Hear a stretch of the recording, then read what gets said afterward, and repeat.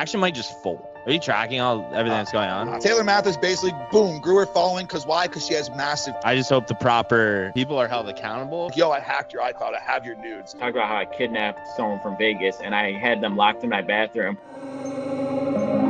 I'm never looking back. I'm always looking nowhere. See it on my track. Just wanted you to know where. Going to Buffalo this weekend, though, by the way. Yeah. Going to Buffalo this weekend. Not looking forward to it. I will say this. This is my third time going to Buffalo. Every single time that I've gone to Buffalo, we have gotten basically blown out except for the Skylar Thompson game. You've never seen the Dolphins win.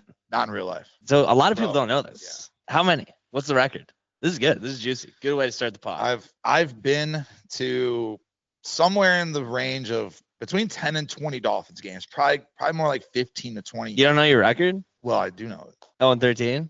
I've been to one Dolphins game that they won, but it was a preseason game.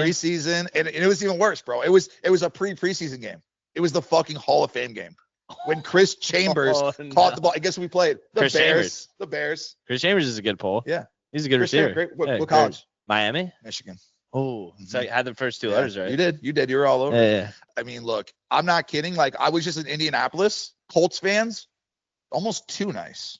Yeah. Like we walked around all over Indianapolis. Didn't get shit talked to us once. Not gonna get that in Buffalo. Not gonna get that in Buffalo. No, Buffalo's horrific. I can't stand Buffalo Bills fans, literally. Even though I will say this, I do have Buffalo Bills fans that are in my lives all the time and stuff like that, and they are DMing me, and multiple of them telling me like, "Hey, come to my tailgate, come to my tailgate, come to my tailgate." You should go. Yeah, I'm gonna go to tailgate. Rounds. Yeah. So I'm gonna go to some tailgates and probably chill amongst some of the Bills fans that actually like me. You've let me down so many times that I'm at an inflection point where I don't know if I'm ever gonna bet on the Dolphins. Yeah. It's almost like, it could be like, I'm so fucking deep that like, what's the point in not just going deep? It's really a perfect spot. It's a perfect spot. You know that it's a perfect spot. That meme of the guy who's digging and then right on the other side is all the diamonds and all the money, but he stops, he turns around. That's us. Like, that's us with the Dolphins. Like, it's literally, it's just such a perfect spot. The Bills off the blowout, the Dolphins off the letdown. All the game that they should have won. Yeah. And the Dolphins didn't look bad. It really did. It was just how it kind of happened. I'm excited to go to the game though.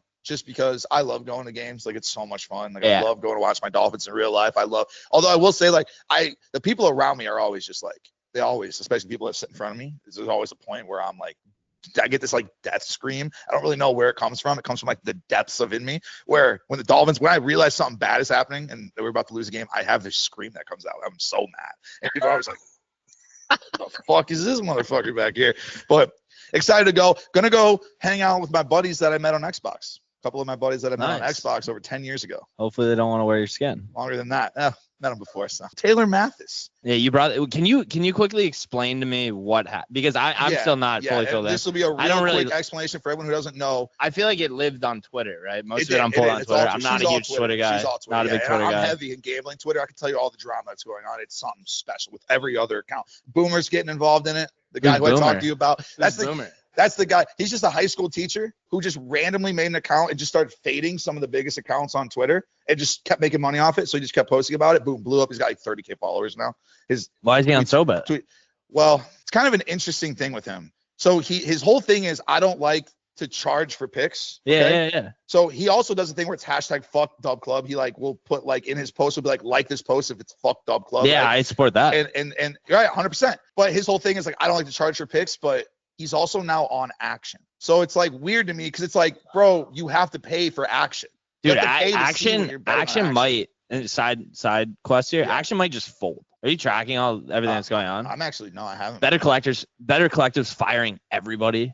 They're bleeding money. The stock's horrible. So I'll be honest with you, bro, as a guy who's actually used Action for years strictly just to like Action track all my stuff. They legitimately, the only reason I'm still on it is because it has my stuff going back to like 4 years ago. Yeah. But now like you've been tracking shit on SoBet for so long, like you're going to get to a point where you're just going to be like, fuck it. 100%. Yeah. But that's the thing about Action though, is that they've never like updated anything. Like through the years that I've used it, it's the exact same app. They've never done anything. So basically balance back that thought up is like, I was thinking to myself, like, dude, these guys running out of money or something? Cause like they're doing nothing. They're just not making that much money anymore. Which is crazy to me. Cause their initial model was they were making money off people signing up for sports books. Everybody has a sports book account. Right. In California, Texas, Georgia, like they're not legalizing anytime soon. Yeah. So it's like, and they have no one exclusive. Like everyone that's on there, you could just find on Twitter even. So paying for action sometimes, like I don't know why. And there's so many people on there who are just not good. There are some horrible people. Yeah. That's why I think they're also so much noise. Also kind of flawed. Like not that they shouldn't show those guys, but they show guys that are down like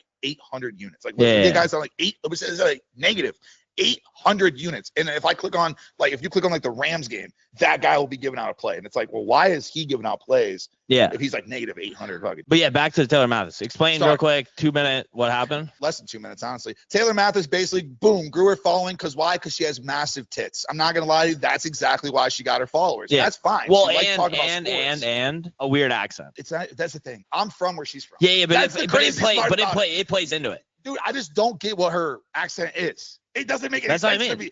But that's part of it, though. Yeah. She's from Sandwich, Illinois. That's literally nothing. But yeah, Taylor Mathis basically big tits would put out this video of her like where she walks every day. It's called Walking Bets, and her fucking jugs jingle, and people love that. Some people love that, and so we might have to clip that. These go hundreds of thousands of views on these videos, and again. I might do something where I start tracking her because there's no way she's winning, by the way. No. But apparently, this is according to her, she was getting basically threatened by these people who created a meme coin, forced her to buy X amount of it because if it didn't hit a certain number, they were going to basically come after her. What does that mean? Probably just they probably threatened to hack her iCloud or something, right? Like we're going to release nudes of you. When they, by the way, they don't have that. Me and Bryce have gone through this. One time Bryce got a call from this Indian guy. It's like, yo, I hacked your iCloud. I have your nudes. And we're like, he sent me dick pics. We're like, send them over. That weren't my dick pics. So then the guy just starts sending us dick pics. Yes, literally. just the guy that's in the chair, Bro, the guy the number called me, sent me a bunch of nudes. And literally. They just weren't my nudes. I know what my dick looks like. Yeah, exactly. And it's a lot smaller than that. Yeah, exactly. But the guy was like, so what probably happened was they told Taylor Mathis that exact story. She's from Sandwich, Illinois. So she fell for it because she's from Sandwich, Illinois and doesn't know what the fuck is going on apparently. And she would literally fall for the MacBook one 100%. So she fell for it, I guess. It's all alleged too. I mean, to almost say she might have actually known what she was doing and she's trying to play the guilt card right now. Yeah. But so yeah, they basically apparently threatened her and said that if you don't boost this coin up. So she went to her Discord and I saw the messages. She basically told the Discord people on her Discord, get this up and I'll make it worth it for everybody. Basically was constantly being do this and then I'll do something for you guys. When at the end of the day, she was doing nothing for anybody. She had a Discord? Yeah. Or maybe it was just full of 45-year-old horny guys. Yeah, pretty much. Yeah. It was either Discord or Telegram, either way, all the same shit. And yeah, I saw her message she put in there, bro. And it was literally if you guys boost this up to this and enough people buy it to get to this, I will then do something for you guys. And she kept doing it like that. She was not giving out anything though, right? She was letting it go. And yeah, so what happened? Well, so basically then pump and dumped. Yeah, she then dumped everything she bought. That's pretty much what she did. And then but I thought she's under investigation. Well, you can't pump and dump. You can't what? pump and dump. It's illegal to pump and dump. No, I know, but so she's under. Why is she doing all this stuff to in public, she's trying to jump in front of it all. Yeah. Everybody who's been a part of a pump and dump scheme has done this same exact thing. Yeah. But that's never happened to Logan or anything, right? He's never been looked into or anything. Basically what everyone thinks that's happening is that the government is essentially letting everybody do it, and then they're just going to strike down at some point on everybody. Yeah. So I mean, all I'll say is I just hope the proper people are held accountable for the proper crimes and the facts come out. About to talk to our boy Petey. Yeah, it was a great interview. Yeah, great interview. One of the wildest guys in the industry, has blown the fuck up. He's over 200K on all socials. He's the general leading the war on Vegas. So enjoy. Petey. No, number 6 on the leaderboard. Looking at it right now, having a solid last 30. Number 3 on the daily. Wait, that's the 7-day. On the 30-day, number 7. Look at that. I mean, you're crushing it right now. Where are most of your plays coming from right now? I mean, doing a lot of NBA props right now, to be honest. Yeah. NBA props, we're not going super heavy yet, kind of like dialing in, getting a feel for people right now. But I feel like the markets are still good for NBA props right now. Can I run an NBA prop by you with please nothing behind it? Michael Porter Jr. over 2.5 threes. No. Let it rip. Oh, dude. Are you looking at? Are they on the back-to-back? No, more of just I just like bringing up MPJ to guys because of our history with MPJ. And my Discord right before I got on here. They still remember it? They talk about it all the time. No, my Discord cashed yesterday on fucking MPJ. They all bet him. But Petey, just talking about sports gambling, the $1 million question that everybody always has about their favorite creators is, how did you get started in sports gambling? So how did you get started in it? So I've been watching sports forever, but probably 8 years ago, This was my first sports bet, like officially on a book, like 8 years ago. Me and my Buffalo friends, it was Thanksgiving. The Bills were playing their first Thanksgiving game, like never played on Thanksgiving. My shadiest friend was like, I got a site, like we could definitely get some action in. Everyone's like, you know, young, like fresh out of college, no money. Everyone like put in like $50, whatever. We got like a $400 pot, and we ripped Bills money line. They were like a 9.5-point dogs. So it was just like a plus 280 nuke, no, plus 360, something like that. You got $400 in there. We hammered that. We parlayed it with the over. It smacked. We turned that account to like 2K, and then we just can't withdraw the money.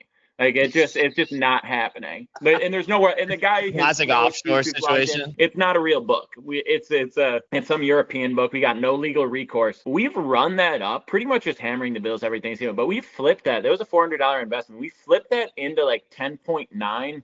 Partially because we know we're never seeing the money, so it's just been like the most aggressive betting possible. What did we do on that? That's like a 40x it or something. Anyway, that was my first bet. I started making content like 2 years ago just because I thought like, I mean, I probably saw like a gutsy video or something. I was like, these people fucking suck. I could do better than this. I started putting stuff out, and I'd be like, Josh Allen came to me in a vision and told me the Bills are winning today, and people would be like, can I get more picks? I'm like, all right, I guess I should start putting like some actual analysis publicly into this.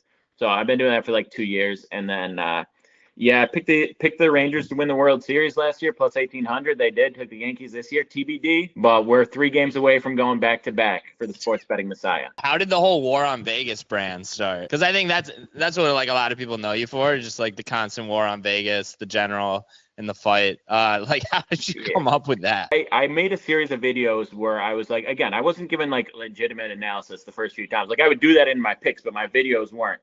And I was talking about how, like, I had this – everyone's talking about how Vegas was rigging games. I talked about how I kidnapped someone from Vegas, and I had them locked in my bathroom. And I would just go in there and, like, pretend to, like, beat the hostage until they would give me a lock. And I won, like, 5 in a row. I'm not even kidding. The hostage was feeding me locks. I was like, hostage's not getting fed till we hit one of these plays. And I was like, this is War on Vegas. Like, we are not fucking around. And then there was a helicopter flying over my apartment. I took a video and said, like, they got their red dot on me right now. And at the same time, one of my books got shut down, like, coincidentally. And I made a video about it as the War on Vegas goes on forever. And, you know, here we are still waging. Fucking hilarious. Okay, so because somehow, you know, Facebook threw you to me one day, right? It threw you to me, hey, you want to be friends with this guy? You clearly know this guy. So I clicked on the profile. Did you do stand-up comedy? I still perform, obviously a lot less now because I'm so dialed in on the content. But that was a big reason. That was a big reason I started doing it. I was like, all right, a lot of my stand-up material was about my experiences gambling. And I would make, and that would be like the stuff that played the best. I'll make some videos about it, but they just felt like stale, like just like talking to the screen. So I just started making like, again, that's why I was doing the whole, like, I got a hostage locked in my bathroom. I was doing more ridiculous stuff. It was getting more attention. So yeah, I was more like satirical to begin with when I was just like making these War on Vegas jokes and how I was going about it to go along with the stand-up. Yeah. And then everyone was just like, feed me locks or I'll kill myself. And I was like, all right, fine. Did you do a lot of open mics, or like how many of those you think you've done? I've done over 1,000 open mics in my life for sure. I've done probably 1,000. Yeah. That's insane. Probably about, I'd say maybe a month ago, I found Till Tony. And so a month ago? Yeah, like a month ago. And I only found that it is crazy, because of the Trump and Joe Biden thing. Yeah. So, and I watch it, and then I just watch all 2 hours of it. Now I don't miss a kill. No. So I watch every Monday. I watch Kill Tony. This is on Skim. This is on Skim. And then, which is also then, Petey, and I've only told one other person this. I actually now sometimes during the day, if a thought hits my head, I have like a little note section now. Oh, he's gonna be one of the guys. I have a little note section on stage. But anyways, yeah, no, I've actually always been curious about your stand-up comedy thing. I knew you did something with it, but I just didn't know how extent. Doing over 1,000 open mics is fucking insane, bro. Who's your favorite comedian? Cat Williams. Cat Williams is the funniest guy to ever do stand-up. I think, like, there's most people, you talk about, like, Kevin Hart's his initial album being super funny. Most people, it seems like, you know, they grind it out 8, 9, 10 years. They get their first, like, special out there, their first Netflix album, whatever. And that's 10 years of their best jokes. And it's a banger. And they're also relatable because they were writing those jokes as, like, regular humans, whatever, like, out there grinding. And then, you know, maybe they get a little bit of celebrity. Maybe there's like a 1 year, 2 year turnaround, and the second album's like kind of, And it usually gets worse. Some people consistently put out great stuff, and some of it's so observational. Like Chappelle, now he's not a normal human. He's a massive celebrity, but he tells funny stories about celebrities and interactions, so it kind of works for him. Cat Williams is a guy who got like massive, still stayed like not fully mainstream, not like super sold out, whatever. Like, that was his whole thing when he was on with Shannon Sharp. But every single album of his is just fucking hilarious and so good from every angle. The writing is so good. He's such a good performance. The energy is outrageous. Yeah, he's top tier. Several years of mics. Hans Kim, you mentioned him. I used to do his open mic at this cafe like around the corner every Tuesday. He lived in a van at the time. Not like as a bit, like he literally lived in a van at that point. And it would be like 2-minute competitions kind of in that set. And usually not one. You have like 30, 40 people in there, get up 2-3 minutes. You would have like, sometimes there would be some sort of prize or you vote for the winner type deal. Did that for a while. Did like a bunch of like the random clubs around New York. I'm on the New York Comedy Club roster. I don't get up there like super often in the last several months since like I started like full time doing content and whatnot, but I still get up there like from time to time, and I've done like random, like mid northeastern clubs. Did you win any of those stand-up competitions ever? I did, yeah. Won a few. Nothing like, these weren't crazy competition. Listen, you go watch Kill Tony. I like most of these people fucking suck. Yeah, what do you think? We got losers on the platform? 100%. You think we got losers Well, on the platform? I basically just wanted to see like, okay, if he did win, did he win something? Was there like a story that kind of came with it? I was just trying to kind of just. You went full time on this. How many months ago now? 3 or 4 months ago? Yeah, like late June. And before that, you were balancing like another job and the content and the sports betting picks. And I know like a lot of people now see your face like everywhere. Like you're all over TikTok, all over Instagram, which is awesome. Like you've taken things to a new level. But some people don't realize like the amount of work that goes into it behind the scenes, like to make picks, to make content. And a lot of the people like on social media have full, small teams behind them, whether it's like a person like writing algorithms or a person like editing videos. What does like your team look like in terms of like how you're making content daily, how you guys are like getting to picks? And then how has that changed in the past couple months for you? I used to I would kind of reach out to some of my guys that were more like dialed into maybe like mid-major college markets, or like some guys that like friends I know where we would just like throw bets in the group chat and whatnot, and guys that would actually like pitch write-ups and whatnot. So when I started doing this, I would kind of like on a trial basis be like, give me like I'll pay you, give me picks for the week, let me see what it actually looks like, let me compare with mine, let me like kind of pick and choose. And some of those guys are like pretty dialed in. So I have a guy that I lean on pretty heavily. Like I'm not posting a play that we don't run by each other at this point. Like we're seeing everything, both of us at least once. So there's a chance to veto. There's a chance to be like, oh, this was maybe overlooked, whatever. Like I want to be cutting picks that I'm posting. I don't want to be like, fine, can we get another pick? I want to be like cutting the fat until it's like 4 or 5 of our best plays for the day. But we got one main guy that I really lean on, and then another guy's like kind of in spots, like mid-majors for college football, stuff for hockey. I'm getting into like some poker stuff and some live streaming. So guys for clips, guys that are like creating poker clips, like playing.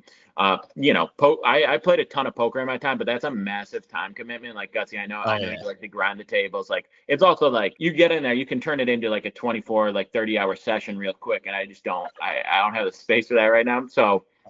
As I like branch out into the casino world, I got guys for that as well. I actually had to stop playing poker when football started because I was like, it just takes up so much time. Like when football's not going on, it's a lot more doable because there's a lot more going on during football season. The summer's prime poker season. Yeah. Yeah, I've spent so many hours of my life at the poker table, virtual or real life. So I just had to I got to set aside just to have any sort of life. What's your favorite poker room in Vegas? Favorite poker room in Vegas? Probably Wynn. That's like, you're going to see a lot of fish. People fucking blowing you off, like waving you down so you're not too hot, feeding you grapes. That's what you want, huh?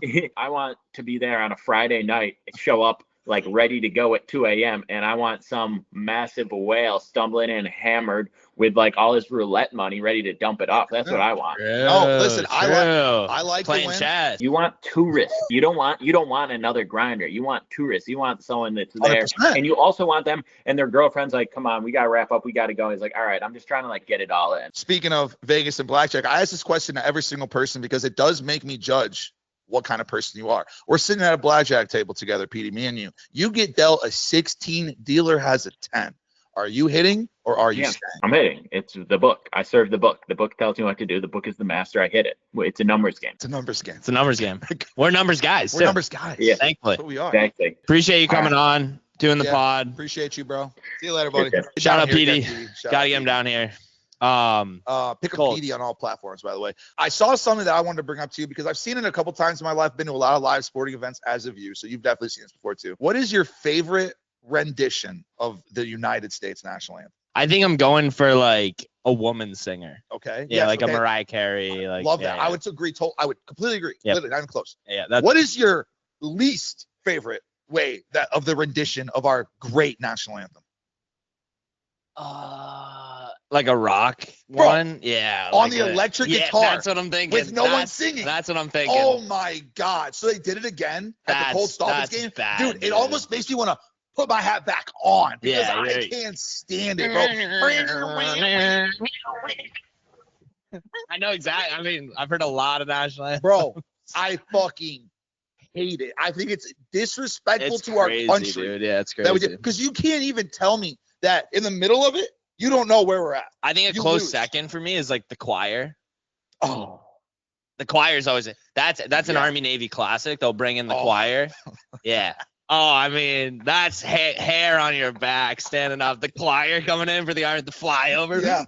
Yeah. It's flag covering the whole field. Shout out to the Colts. They have a flag that covers the whole field.